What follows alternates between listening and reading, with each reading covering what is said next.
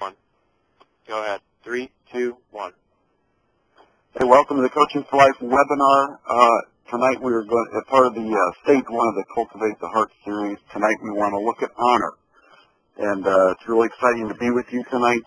It's Wade Salem here, the founder of Coaching for Life, and Dr. Lou Sterrett, to be with you tonight to challenge us tonight of what honor really is and how do we lead our teams, lead our families, lead our businesses and those that have been entrusted to us with honor.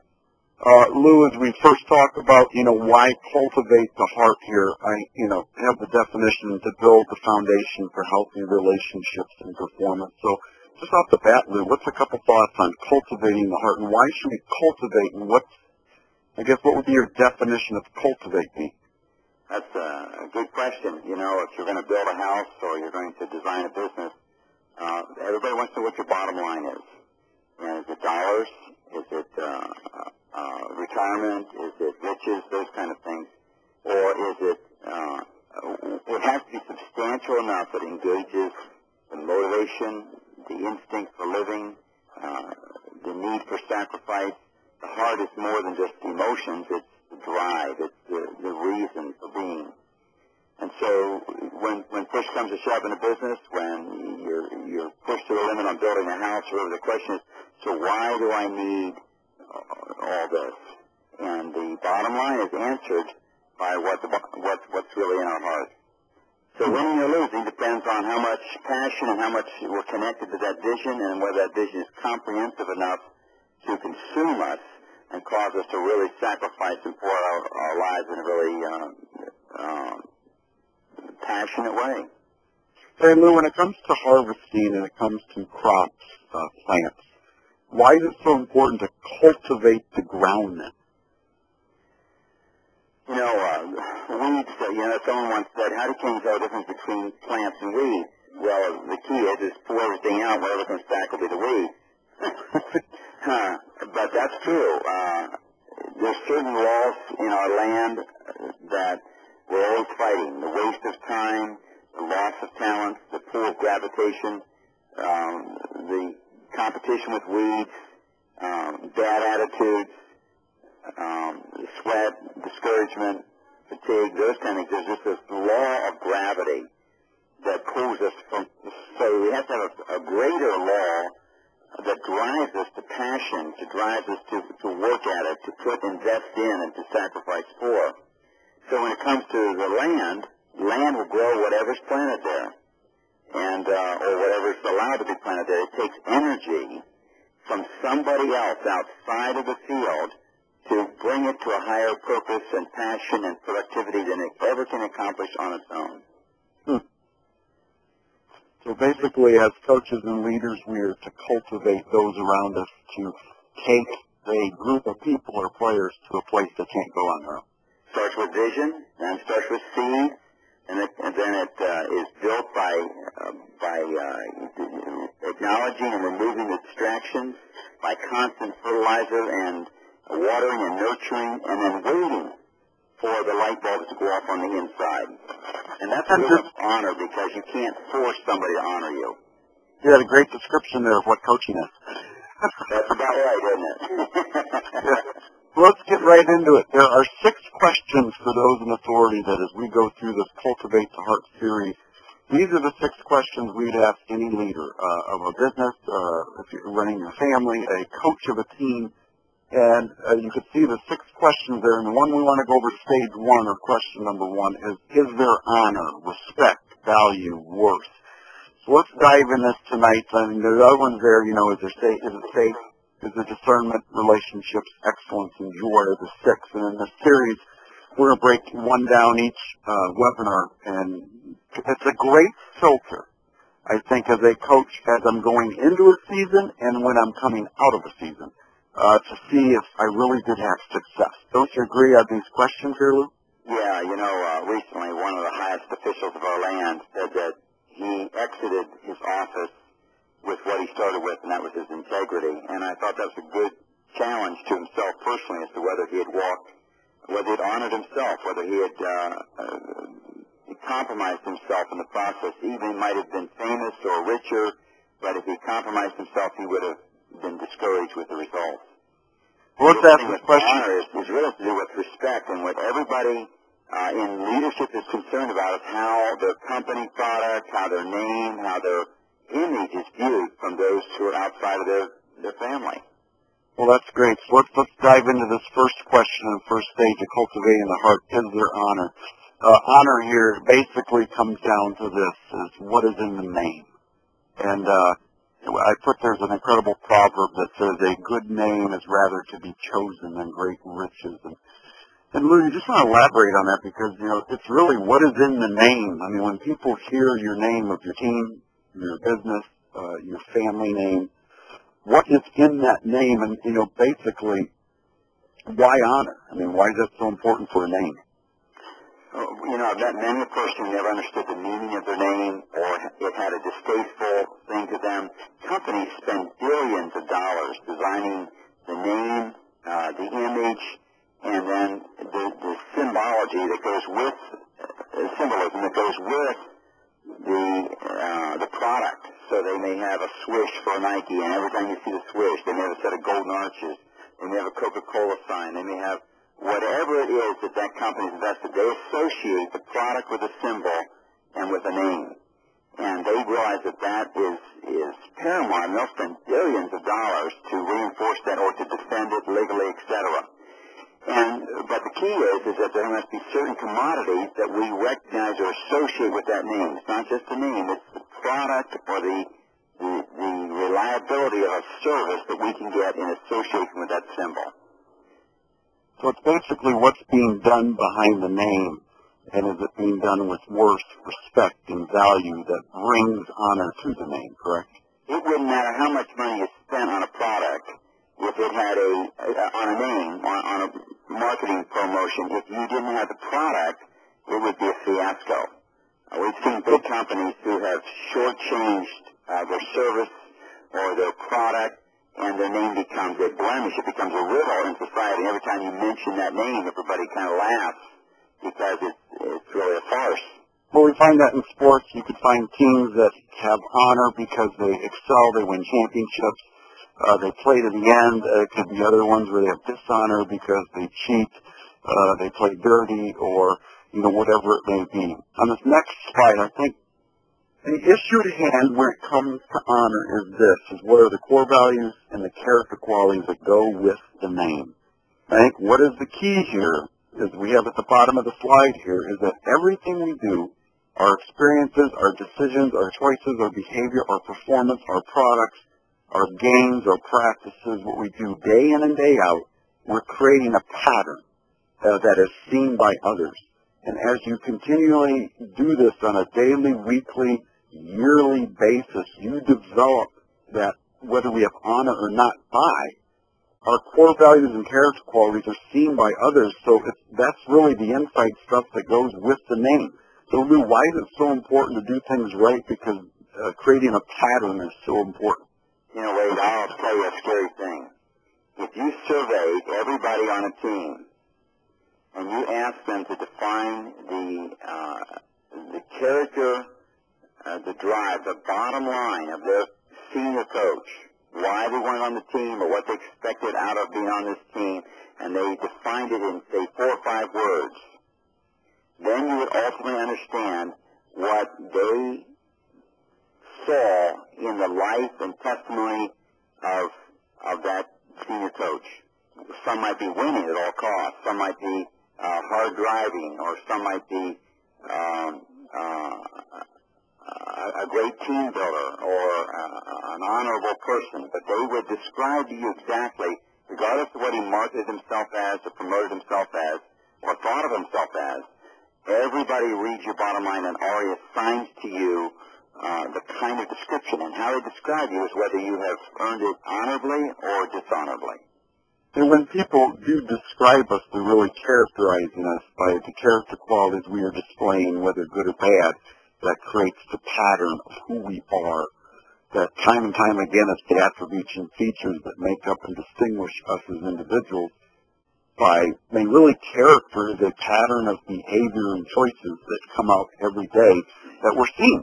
You can watch a team play, and either they play smart because they make incredible decisions, their attitudes are great, they have poise, they have confidence, and you can see this pattern of this incredibly mentally tough team. You can see a pattern, do they play together, do they have teamwork, because you can see them communicate, and they're dependable, they trust one another, they love, they care, they respect one another, and those are the patterns that are being developed in practices and games on a weekly basis that develop. Either really we're coaching it to bring honor to the name, is it just W's, or is it to who we are?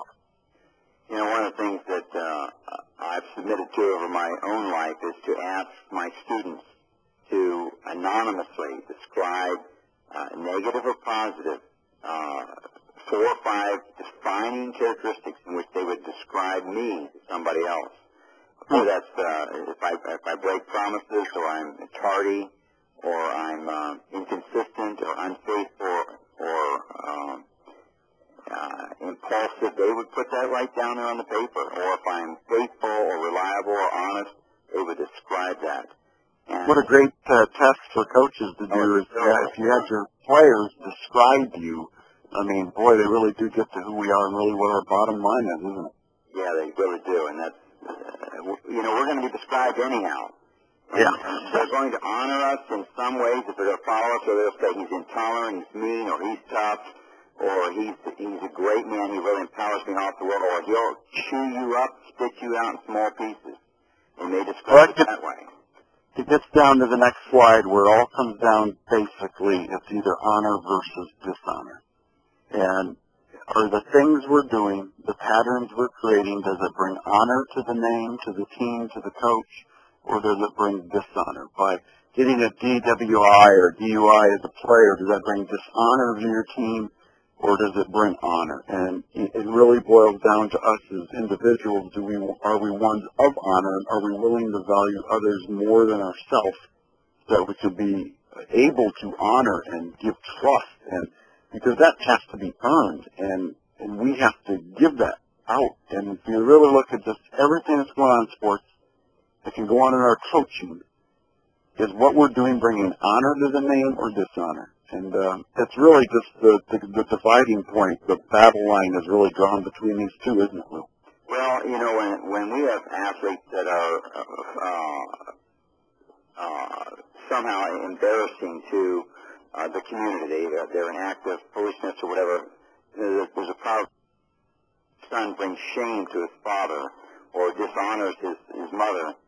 And every parent must go through the process of what is in me, where did I fail, that son has been foolish or self-centered or dishonoring this way. And every coach ought to be asking the same thing, rather than this ought to be a grievous thing in a community when the players on that team are not bound by an honor code because of the integrity or lack thereof in the coach. This is a coach's greatest opportunity. Now, that's not his job, but it's his greatest opportunity to really impact an entire community off the campus in how he handles the crisis that really happen in young athletes' lives. Wow, for me that's just so true. How do we develop a culture and environment with our teams to have an honor code? It's not a code of ethics or a code of conduct, a bunch of rules of do's and don'ts. It's really an honor code that this is what your university, it's what your school, your team expects you to act. It wasn't very long ago, if you said you were from America, it would open doors around the world. Yeah. But something has happened in our culture that says we may not want to tell if we're from America when we travel abroad, even though they probably know it, because the disdain or the hypocrisy that the other nations have seen us do in a pluralistic society. Well, you can see individual athletes that have fallen from grace, and it takes a long time to restore that honor. So what do we produce?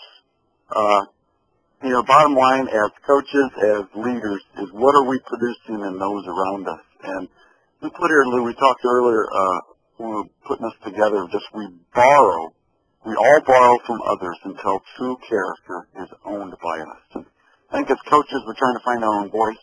A lot of us will parent the way we were parented until we kind of get comfortable with it or find who we are in it, and then it's really who we are. Our true character comes out, and then we take ownership of myself as a parent or myself as a coach. And we all borrow from others. I mean, we're all in this. We're all learning from mentors and leaders. We watch people. We learn from them. We study them.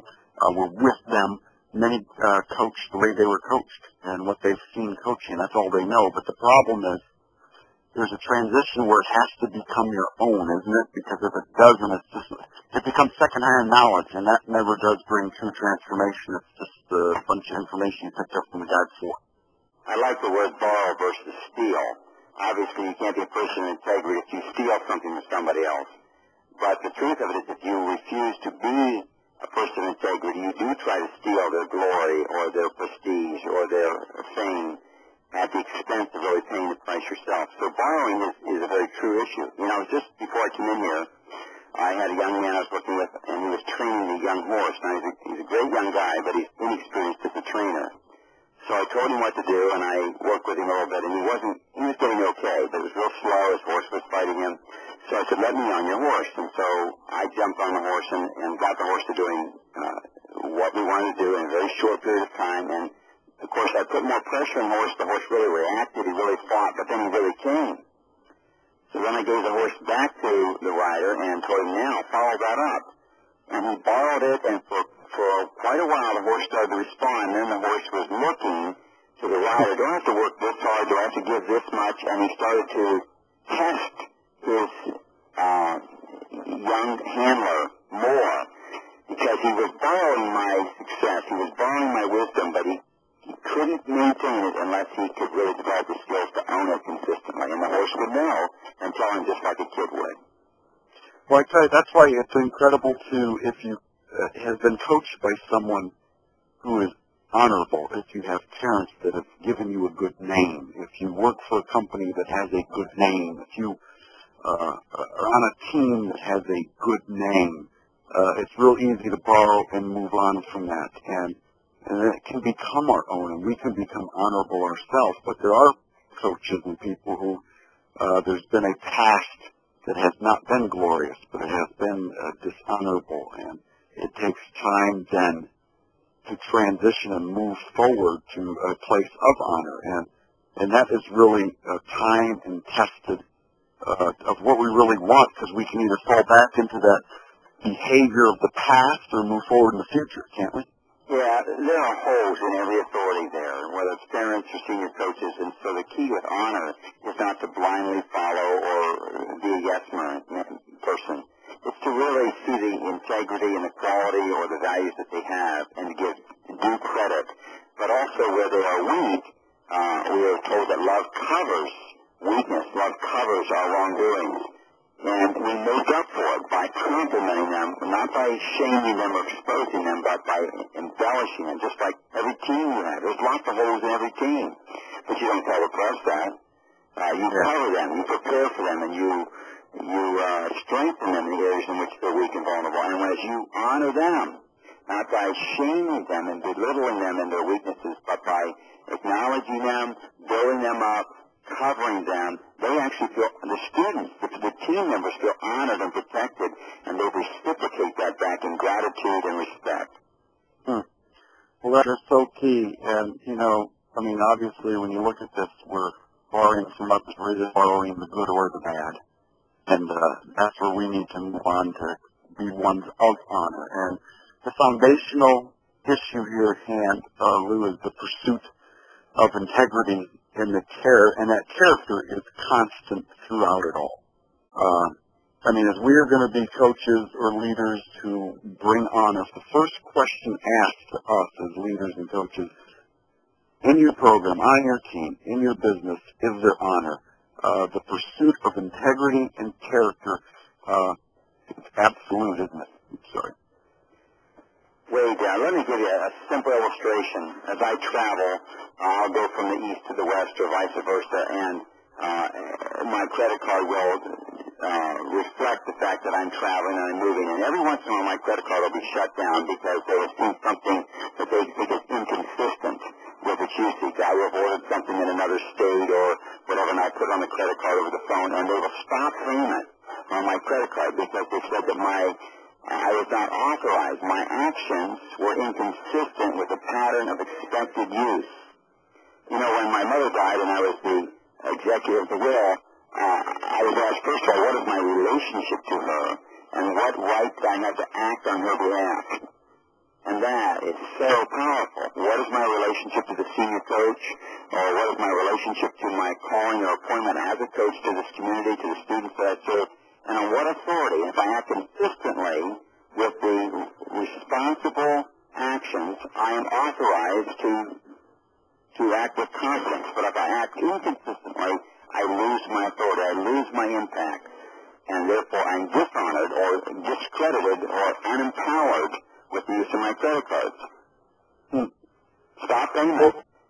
It gets down to the conclusion of this, is there honor in the name, the team, the program, when it is all done. And if you look at the end of your season, whether you had a winning record, a 500 record, a losing record, you struggled, you had every break and everything went perfect, or you went well, you know, is there honor? Were people treated right? Were, you know, how are people viewing us? Were we a team that never quit? Were we a team of integrity that played with class and treated others well? That will be really remembered. And that's why we say that character matters, especially in coaching for life. You know, character does matter. And it matters in every area of our life. And so, I mean, the first question to those in authorities, whether I'm going into a season or I'm ending a season, and even during, is this the key question is there honors? What I'm doing bringing honor to the team or dishonor? You know, Wade, when my kids were young, I adopted one of my boys, and he was 7, and he was out on a horseback ride, and he was misbehaving. And so one of the wranglers said to him, you know, you need to straighten up and so forth, and he still thought he'd pull his weight, and he said, do you know who my dad is? And the wrangler wife responded, yeah, I knew this. Do you want to go see him? And all of a sudden he straightened right out. Why? Because his behavior was inconsistent with honoring his father, and even though he tried to use the name, use the leverage, use the clout, I'm on the team, or I play first string, his character, his words, his conversations were incongruent with the full backing and support of the coach. Honor goes both ways. And when our coach dishonors us by speaking coarsely or acting rudely or inappropriately, we are ashamed that he's our coach. When our athletes act that way, they embarrass us or dishonor us the same way. So the key is that there's an accountability in our relationships to honor each other as we seek to be held accountable to these standards. Well, that's a great way to close here, Lou. And as we've talked before, that character is the lifeline to the next generation. That, you know, we're really coaching and really developing people around us with hopefully the inside stuff and not just a sports skill, which is important, but if that's all we give those around us, I think we're really missing out on the true meaning and passion and purpose of coaching, and to be able to coach with the end in mind to develop the leaders of a future generation. Here's the schedule for the next 5 webinars that go in this series of Cultivating the Heart series: safety, discernment, relationships, excellence, and joy. We're really excited about this series.